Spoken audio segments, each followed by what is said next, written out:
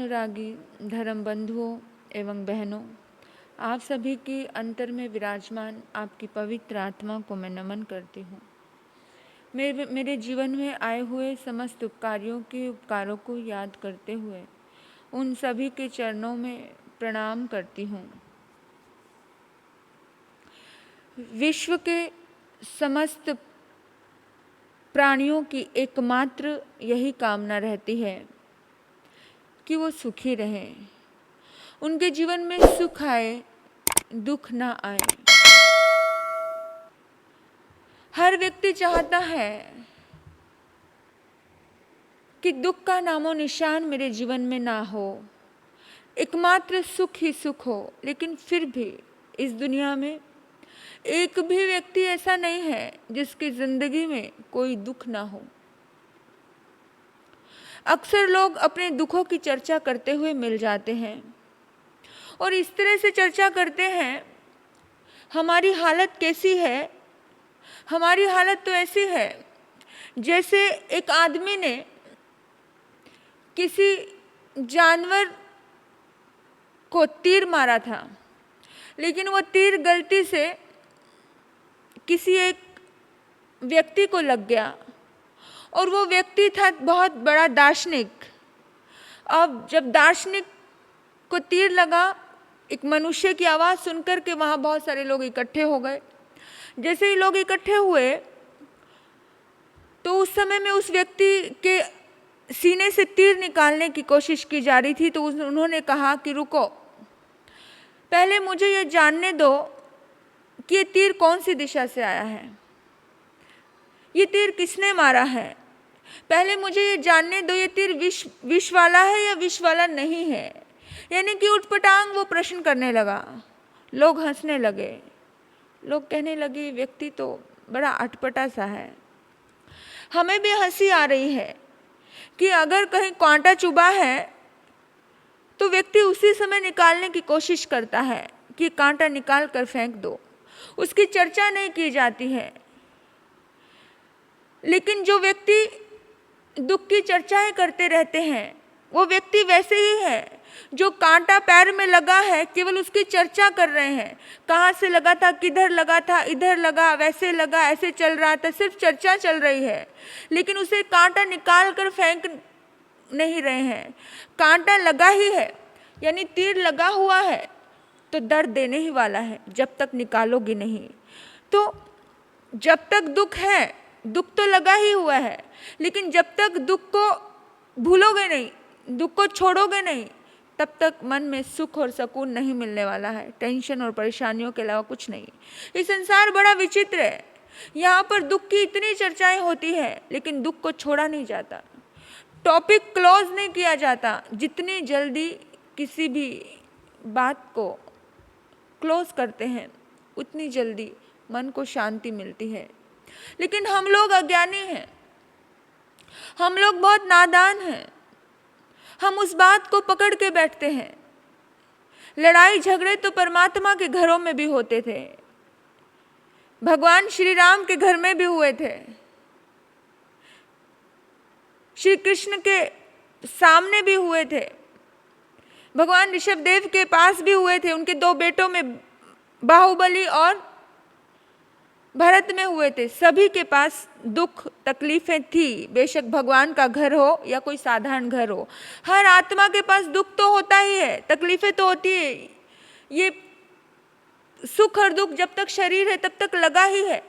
लेकिन ज्ञानी लोग कहते हैं, महापुरुष कहते हैं कि दुख के बीच में भी यदि शांत रहना है, दुख के बीच में भी यदि सुकून से जीना है, तो अपनी दृष्टि को बदलो, क्योंकि दृष्टि से ही सुख है और दृष्टि से ही दुख है। जितना ज़्यादा नेगेटिव सोचोगे उतना ज़्यादा दुख है। अब किसी इंसान की आदत हो गई है कि वो नेगेटिव ही है, तो उसको अपने हाल पे छोड़ दो, कोशिश करो उसे पॉजिटिव करने की। लेकिन किसी की आदत ही है, उसकी नेगेटिविटी बार बार आप क्यों अपने भीतर में ले रहे हो। और अक्सर हम लोग, एक व्यक्ति ऐसा है जो इतना नेगेटिव है और वो आपके पास आकर के आपको भी नेगेटिव करता है। पूरी कोशिश होती है, एक मछली पूरे तालाब को गंदा कर देती है, अच्छी भली जिंदगी को खराब करके रख देती है, एक गंदी मछली। अच्छी अच्छी भली पानी को खराब करके रख देती है, बदबूदार बना देती है। ऐसे ही लोग होते हैं बहुत सारी जिंदगियों में। जिंदगी बड़ी अच्छी होती है, लेकिन एक व्यक्ति जिंदगी में एंट्री कर लेता है, पूरी जिंदगी नरक बना दी। एक कलेशन बहू आई, पूरी जिंदगी को खराब कर दिया, पूरे परिवार को तबाह कर दिया। बहुत बार ऐसा होता है। एक ऐसा जिद्दी बच्चा जो माँ बाप को परेशान करके रख देता है। एक जिद्दी शिष्य गुरु को परेशान करके रख देता है। एक जिद्दी इंसान दुनिया में सुकून और प्रेम और शांति जो चाहिए वो सब खत्म करके रख देता है। तो सामने वाला जो है वो रहने वाला है, लेकिन अपनी दृष्टि बदलो बस। जिस क्षण में यदि कोई दुख का संवेदन करे तो उसे अवश्य दुख होगा। दुख को फील करोगे तो दुख होगा। जितना ज़्यादा सर्दी को फील करोगे उतनी ज़्यादा सर्दी लगेगी। जितने ज़्यादा बहुत सारे कपड़े पहन के रखोगे तो बहुत सर्दी लगेगी। लेकिन जब एक बार ठंडे पानी से नहा लिए तो ख़त्म। कुछ लोग भर सर्दी में भी 4 बजे उठ करके ठंडे पानी से नहा लेते हैं, दोबारा सर्दी लगती ही नहीं है। तो इसी तरह से जिंदगी और आइसक्रीम कभी किसी के लिए रुकती नहीं है। आइसक्रीम भी पिघलती है और जिंदगी भी निकलती जा रही है, खत्म होती जा रही है। जब है ही ऐसा कि जिंदगी रुकने वाली नहीं है, फिर अपनी जिंदगी को हम क्यों दुखी करें। जिन पलों में हम हंस सकते हैं उन पलों में हम क्यों रो रहे हैं। और हम और आप बहुत अज्ञान दशा में हम जीते हैं, क्योंकि एक ही व्यक्ति आता है जिंदगी में और जिंदगी को खराब करने लग जाता है। एक ही व्यक्ति, एक ही दुख काफी है जिंदगी भर रुलाने के लिए। ये बात सत्य है। एक ही दुख काफी है, एक ही व्यक्ति काफी है आपको डिस्टर्ब करने के लिए, बहुत है। लेकिन जब है वो व्यक्ति जिंदगी में तो बस उस व्यक्ति को नजरअंदाज और इग्नोर करना शुरू कर दो। उस दर्द को, उस तकलीफ को इग्नोर करना शुरू कर दो, क्योंकि जितना ज़्यादा उसको लेकर के बैठे रहेंगे उतनी ज़्यादा डिस्टर्बेंस, उतनी ज़्यादा परेशानी, किसी काम में मन नहीं लगेगा, किसी चीज़ में सुकून नहीं लगेगा, कुछ नहीं। क्योंकि जिसकी सोच ही नेगेटिव है वो आपको नेगेटिविटी देने वाला है। पर आपकी सोच तो अच्छी है ना, हमें सिर्फ सुकून लेना है, खुश रहना है, उस ओरे में, उस वाइब्रेशन में ज़्यादा जाना नहीं। हे परमात्मा, हर किसी को सुख दे, सुकून दे, सद्बुद्धि दे, बस दुआ करनी है। दुआ से काम हल हो जाते हैं। कोशिश करो कि हर नेगेटिव व्यक्ति के लिए दुआ हो कि हे परमात्मा इसको सद्बुद्धि देना, हे भगवान इसे सद्बुद्धि देना, इसकी भावनाएं सुंदर हो, इसके भीतर का आंतरिक अच्छा हो, कूड़ा करकट से भरा हुआ इसका मन है, इसके मन में फूल खिले, अच्छे अच्छे शुभ भाव देना। बस दुआ दे सकते हैं। और कहते हैं दुआ में बड़ी ताकत होती है। एक बार एक सूफी फकीर हुए बायजिद, उनसे पूछा गया कि आप सदा प्रसन्न रहते हो, सदैव खुश रहते हो, उसके पीछे क्या कारण है। तो बायजिद ने कहा कि मैं हर रोज़ सुबह उठता हूँ और हर रोज़ सुबह मेरे पास चुनने के लिए 2 विकल्प होते हैं, जो हमारे पास भी और आपके पास भी है, सभी के पास होते हैं। एक तरफ होता है सुख और दूसरी तरफ होता है दुख। एक तरफ होता है खुशी और दूसरी तरफ होता है गम। हर इंसान की जिंदगी में होता है। तो सुबह सुबह मेरे पास चॉइस के लिए 2 चीज़ें होती हैं। तो मैं सोचता हूँ कि चुनाव मेरे हाथ में है, चुनना मुझे है। अब मुझे क्या चुनना है। जब चुनाव ही मेरे हाथ में है तो क्यों नहीं मैं खुशी को चुनूं, क्यों नहीं मैं प्रसन्नता को चुनूं, क्यों नहीं मैं आनंद को चुनूं, क्यों नहीं मैं अपने आप से संकल्प करूं कि दुनिया के किसी भी ताकत ने चाहा कि आज मुझे दुखी करना, लेकिन मैं दुखी नहीं होऊंगा, मैं अपनी आत्मा में स्थित रहूंगा। दुनिया के किसी भी शक्ति ने चाहा कि मुझे डिस्टर्ब करना, लेकिन मैं संकल्प करता हूं अपने आप से कि कोई भी कितना भी डिस्टर्ब करने आ जाए मैं डिस्टर्ब नहीं होऊंगा। हर रोज संकल्प करता हूं बस। और हर रोज संकल्प करने का ये चमत्कार है कि बस मैं खुश रहता हूँ। डिस्टर्ब करने तो बहुत आते हैं, हर कदम पर डिस्टर्ब करने के लिए आपको मिल जाएंगे लोग। अरे कहीं दूर नहीं है, हर डिस्टर्ब करने वाला व्यक्ति आपके पास ही और आपके घर में ही बैठा है। जो आप अपनों से व्यक्ति ज़्यादा डिस्टर्ब होता है, लेकिन अपने आप से संकल्प करना कि मुझे किसी से डिस्टर्ब नहीं होना है।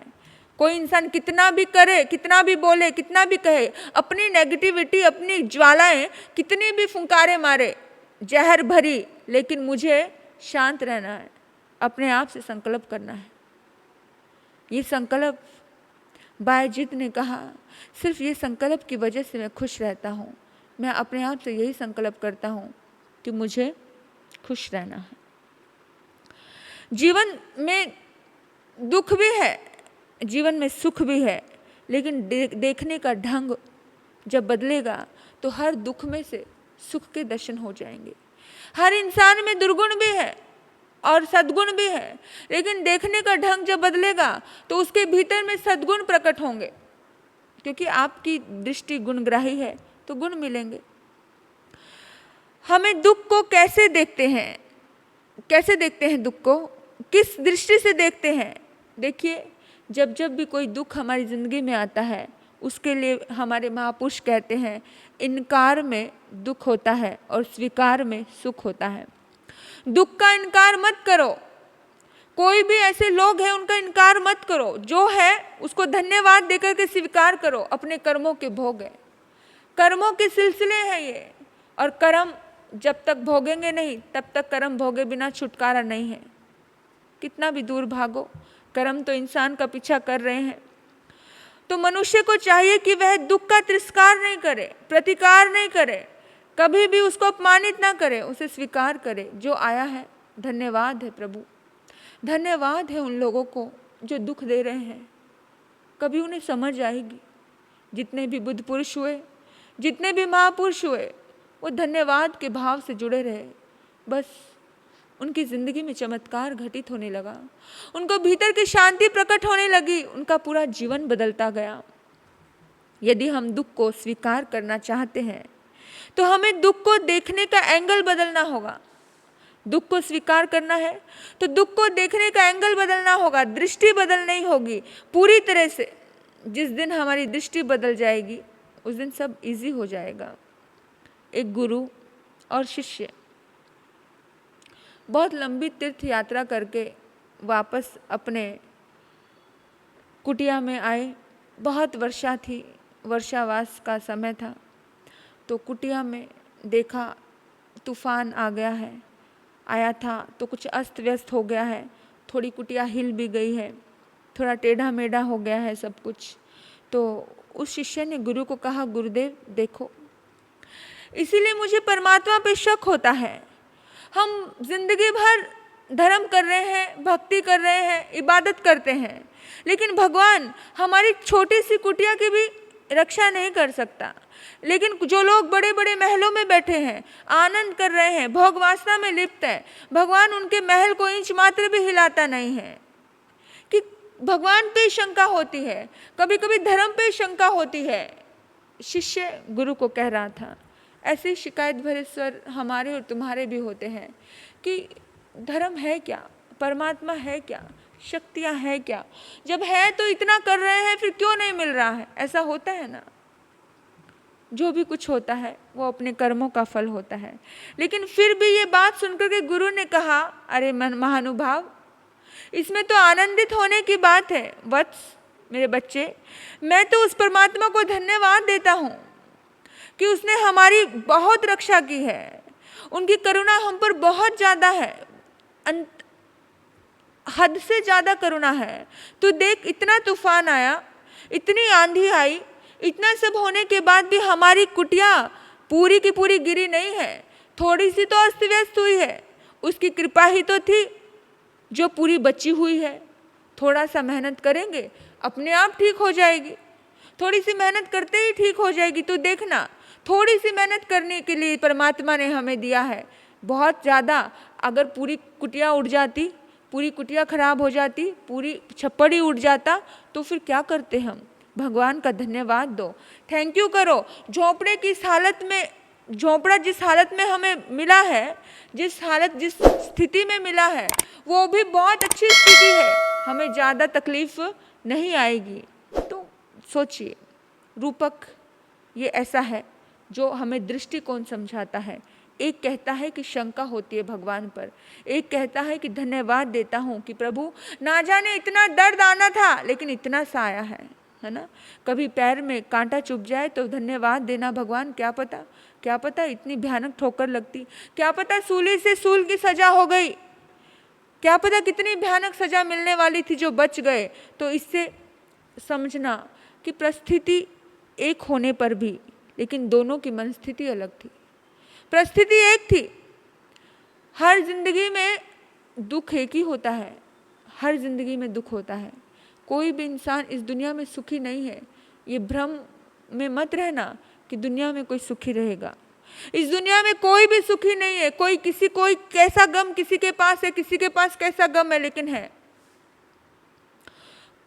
एक भजन ने भी कहा है,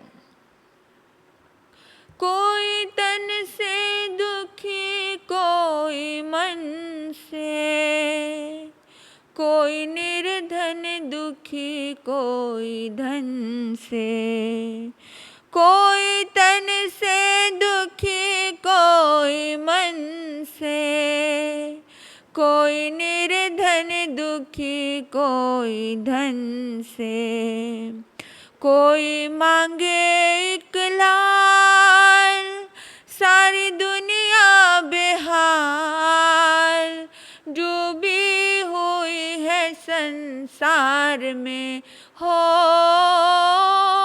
बंदे दुख से नहाए, दुखी सारा संसार, कौन है सुखी संसार में, हाँ कौन है सुखी संसार में। कोई सुखी नहीं है संसार में। परिस्थिति लगभग सबके साथ एक जैसी ही होती है, लेकिन मनस्थिति अलग होती है। एक को झोपड़ी के अस्त व्यस्त होने का मलाल नहीं, एक का धन्यवाद है और एक दुखी है। मनस्थिति का असर है। अनुकूल परिस्थिति पुण्य के उदय से मिलती है और प्रतिकूल स्थिति पाप के उदय से मिलती है। सोचो कि जितना अनुकूलताएं आ रही है तो पुण्य की वजह से आ रही है। पुण्य है तो पुण्य कमाओ, कुछ अच्छा करो, धन्यवाद की भावना रखो। परिस्थिति को नहीं, मनस्थिति को बदलना सीखो। परिस्थिति नहीं बदलेगी। हर रोज सूरज निकलेगा, हर रोज रात होगी, हर रोज दिन आएगा, हर रोज फिर से वही लोगों के बीच में रहना पड़ेगा। परिस्थिति ऐसी ही आएगी। जो लोग आपको देखना पसंद नहीं करते, जिन्हें आप देखना नहीं पसंद करते, परिस्थिति सबके साथ ऐसी होगी। लेकिन मनस्थिति बदलेगी। मनस्थिति बदलेगी तो सुकून रहेगा, शांति रहेगी, आनंद रहेगा, स्वीकार में सुख होगा कि हे प्रभु जो भी है जैसा भी है मुझे स्वीकार है। तो शांति होगी, अशांति अपने आप दूर चली जाएगी। किसी ने सच ही कहा है, दिल दे दे इस मिजाज का परवर दिगार दे। दिल दे तो इस मिजाज का दे, दिल दे तो इस मिजाज का दे, जो रंज की घड़ी भी खुशी से गुजार दे। दिल दे तो इस मिजाज का दे, जो रंज की घड़ी भी खुशी से गुजार दे। हे प्रभु दिल दे, मन दे तो इस मिजाज का दे कि दुख में भी मुस्कुरा दे, रंज की घड़ी भी खुशी से गुजार दे। तो बस ज़िंदगी में चुनाव हमारे हाथ में है। परिस्थितियाँ एक जैसी रहेंगी। बस एक दर्द है, उस दर्द को चाहो तो साल भर दुखी रह लो। उस दर्द में ना चाहो तो थोड़ी देर में भी आप उस दर्द को भूल के खुशी रह सकते हो। हर पल खुशी से जी सकते हो, आगे बढ़ सकते हो। ज़िंदगी में जितनी चुनौतियाँ आती हैं उतना ज़्यादा इंसान मजबूत बनता है। यही सोचना, ये दर्द, ये दुख, ये परेशानियाँ मुझे सिखाने के लिए आ रही हैं, मुझे मजबूत बनने के लिए आ रही हैं। वो कहते हैं तुम जितना मुझे दर्द देते गए, तुम जितनी मुझे चोट देते गए, उतने हम मजबूत होते गए। तो बस मजबूत हो जाओ। जितनी जल्दी मजबूत होंगे उतनी जल्दी मनस्थिति बदल जाएगी। परिस्थितियाँ तो वैसी ही रहेंगी। अपने परिस्थिति की वजह से मनस्थिति को मत बिगाड़ो। आपने मुझे सुना, मैं आपके भीतर बैठे परमात्मा तत्व को नमन करते हुए आपको प्रणाम करती हूँ। ओम शांति।